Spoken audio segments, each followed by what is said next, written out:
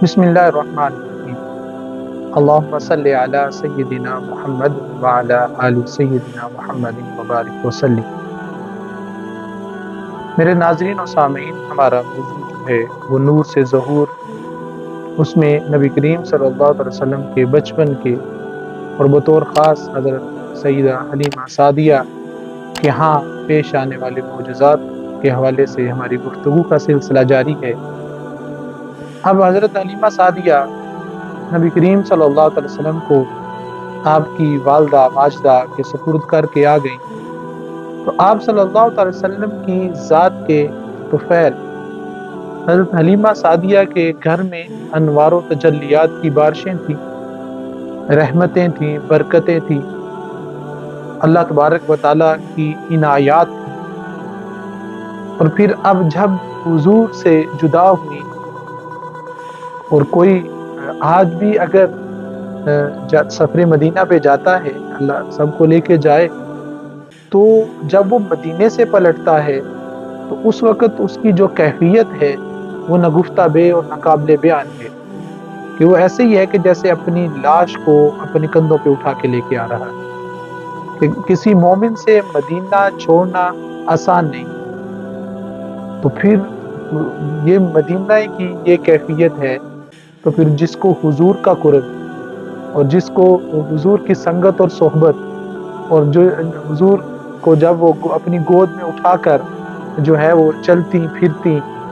اور مان کرتی، تو اس وقت جب یہ جدائی ہوئی تو وہ کیفیت حضرت حلیمہ سعدیہ ہی بیان کر سکتی ہیں کہ وہ کیسے پھر انہوں نے وہ دن گزارے۔ تو حضرت حلیمہ سعدیہ بڑی اداس رہتی،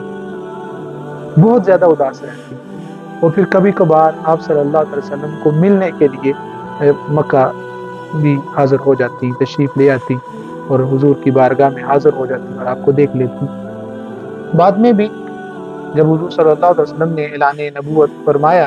اس وقت بھی آپ کی ملاقاتیں حضور سرور کائنات فخر موجودات سے ہیں۔ تو خیر، یہ حضرت حلیمہ سعدیہ پھر جو ہے وہ اپنی پریشانی کو اسی طرح آپ کی یادوں سے کم کرتی۔ جب آپ صلی اللہ علیہ وسلم کی عمر مبارک جو ہے وہ 4 سال ہوئی، لوٹا دیا گیا، اور اس کے بعد پھر آپ اپنے دادا اور اپنی والدہ کے پاس رہے، تو آپ صلی اللہ تعالی علیہ وسلم کو حضرت آمنہ سلام اللہ علیہا نے ارادہ کیا کہ ایک دفعہ وہ مدینہ طیبہ کی طرف سفر کروائیں۔ بعض محدثین اور مفسرین نے لکھا ہے کہ اس میں ایک تو یہ تھا کہ آپ صلی اللہ علیہ وسلم کے والد ماجد حضرت سیدنا عبداللہ علیہ السلام کے روضہ پاک کی زیارت مقصود تھا، اور دوسرا یہ کہ ننیال بھی تھے ادھر، اس لیے آپ کو وہاں کا سفر کروایا گیا۔ اس وقت تو ظاہری بات ہے اس کا وہ پرانا نام تھا، یثرب تھا۔ مدینہ طیبہ تو آپ صلی اللہ علیہ وسلم کے قدمین شریفین کی برکت سے بنا، تو آپ صلی اللہ علیہ وسلم کو لے جایا گیا۔ اور پھر اعلان نبوت کے بعد بھی آپ صلی اللہ علیہ وسلم کو وہ باتیں، وہ وہاں کا رہنا سہنا اور وہاں کی جو گلیوں میں پھرنا یاد تھا۔ تو آپ صلی اللہ علیہ وسلم جب مدینہ طیبہ میں گئے اس وقت بچپن میں، تو حضرت آمنہ سلام اللہ علیہا کا ننیال بھی ادھر تھا، اور وہاں پر وہ رہتی تھی۔ تو آپ کی جو ساتھ خادمہ تھی حضرت ام ایمن رضی اللہ تعالیٰ عنہ، وہ بھی ساتھ تھی۔ وہ بیان کرتی ہیں کہ جب ہم مدینہ منورہ میں مقیم تھے، تو ایک دن دوپہر کے وقت 2 یہودی آئے، یعنی آئے اور کہا احمد صلی اللہ تعالیٰ علیہ وسلم کو باہر لائی۔ میں آپ صلی اللہ علیہ وسلم کو باہر لائی تو وہ آپ کو تیز تیز نظروں سے دیکھنے لگے۔ پھر انہوں نے آپ صلی اللہ علیہ وسلم کی پشت مبارک کو غور سے دیکھا، پھر ایک دوسرے سے کہنے لگے یہ اس امت کے پیغمبر ہیں۔ یعنی یہ آثار نبوت اور علامات نبوت، میں نے جس طرح پچھلے نشست میں عرض کیا تھا کہ بچپن سے ہی آیات ہیں، نمایاں تھے، اور یہ شہر آپ صلی اللہ علیہ وسلم کا دارالہجرت ہوگا اور بہت جلد ہوگا، اور اس شہر میں بہت زیادہ قتل و غارت ہوگی، یعنی وہ جنگوں کی طرف اشارہ کر رہے تھے۔ یعنی آپ صلی اللہ تعالی علیہ وسلم کی تشریف آوری سے پہلے اور جلوہ گری سے پہلے، اعلان نبوت سے پہلے جتنی بھی علامات نبوت تھی وہ باقی جتنی بھی کتب تھی آسمانی ان میں موجود تھیں، اور عیسائی اور یہودی جو ہے وہ بڑے اچھے طریقے سے جانتے تھے کہ یہ نبی آخر الزماں ہے، اور جس طرح قرآن میں سورۃ بقرہ میں کہا گیا کہ وہ پہچانتے ہیں، اس طرح یعرفون کما یعرفون ابناءہم، کہ جس طرح وہ اپنے بیٹوں کو، بچوں کو پہچانتے ہیں نا کہ یہ ہمارے بیٹے ہیں، اس طرح وہ آپ صلی اللہ علیہ وسلم کو اس سے بڑھ کر پہچانتے تھے۔ لیکن چونکہ وہ ایک حسد آ گیا کہ نبوت بنی اسرائیل سے، بنی اسحاق سے بنی اسماعیل میں منتقل ہو گئی، تو اس لیے اس حسد کی بنا پر انہوں نے آپ صلی اللہ علیہ وسلم کو تسلیم نہیں کیا۔ تو خیر آپ صلی اللہ علیہ وسلم بنو نجار قبیلہ جو تھا وہاں پر بھی رہے، اور وہاں پر پیراکی، جس کو تیراکی بولتے ہیں، آپ صلی اللہ علیہ وسلم نے سیکھی، اور آپ صلی اللہ علیہ وسلم نے گھوڑ سواری کی، تیر اندازی کی، اور ان باتوں کو آپ صلی اللہ علیہ وسلم جو ہے جب مدینہ ہجرت کر کے آگے اعلان نبوت کے بعد تو ان باتوں کو یاد کیا کرتے تھے۔ اب یہاں سے جب مدینہ سے واپس پلٹے، اس وقت بچپن کے ہاں جب عمر تھی تو اپنے والد گرامی کے مزار پر انوار پہ بھی حاضری دی۔ اب جب واپس پلٹے تو یہ ایک بڑا دردناک سفر تھا،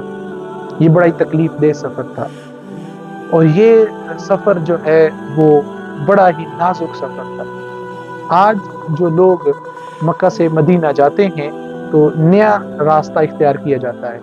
تو وہ مدینے جانے کا جو پرانا راستہ تھا لوگ پیدل جاتے تھے، اب ویسے بھی سڑک بنی ہوئی ہیں، سڑکیں ہیں، وہ لوگ ادھر سے بھی جاتے ہیں، لیکن زیادہ لوگ نیا راستہ استعمال کرتے ہیں۔ تو یہ پرانا راستہ جو پیدل سفر تھا، تو حضرت ام ایمن ہے ساتھ، اور حضور کی والدہ اور حضور ساتھ ہیں۔ تو جب مقام ابوا پر پہنچے تو اس وقت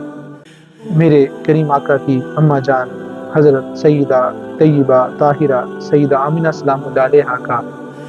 وقت نزا قریب آ گیا۔ اس وقت آپ صلی اللہ علیہ وسلم کو پاس بٹھایا، اور حضرت سیدہ طیبہ طاہرہ سیدہ آمنہ سلام اللہ علیہا نے آپ صلی اللہ علیہ وسلم کی پیشانی کا بوسہ دیا، اور کچھ جملے ارشاد فرمائے کہ جن کا مفہوم یہ ہے کہ جو بھی سورج طلوع ہوتا ہے اس نے ایک دن غروب ہونا ہوتا ہے، اور جو بھی آیا اس نے اس کائنات کو چھوڑ کے جانا ہے، اور لوگ بڑے آئے چلے گئے، لیکن میرا نام کبھی نہیں مٹے گا، کیوں کہ میں اپنے پیچھے محمد صلی اللہ علیہ وسلم کو چھوڑ کے جا رہی ہوں۔ یعنی مقام محمدیت کا، احمدیت کا علم تھا، ادراک تھا۔ تو پھر میرے ناظرین و سامعین، حضور کی عمر مبارک 6 سال ہے،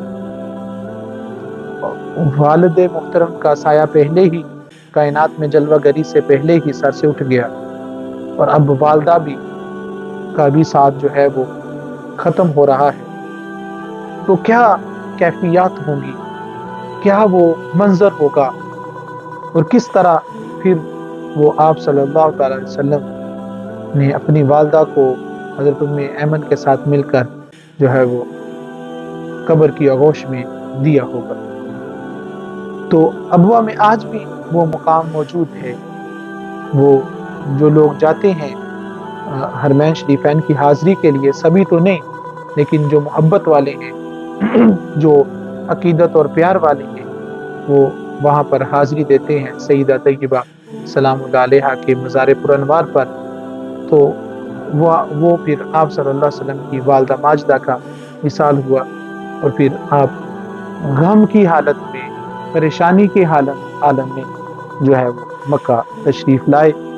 تو یہ سفر جو ہے بڑا ہی غمناک سفر رہا۔ پھر آپ صلی اللہ علیہ وسلم اپنے دادا حضرت عبد المطلب رضی اللہ تعالیٰ عنہ کے ساتھ رہنے لگے، آپ کی کفالت میں آئے، اور اس سے آگے جو معاملات ہیں وہ ہم آپ کے گوش گزار اگلی نشست میں کریں گے۔ اللہ کریم ہمیں نبی کریم صلی اللہ علیہ وسلم کی صحیح معنوں میں محبت عطا فرمائے، آمین۔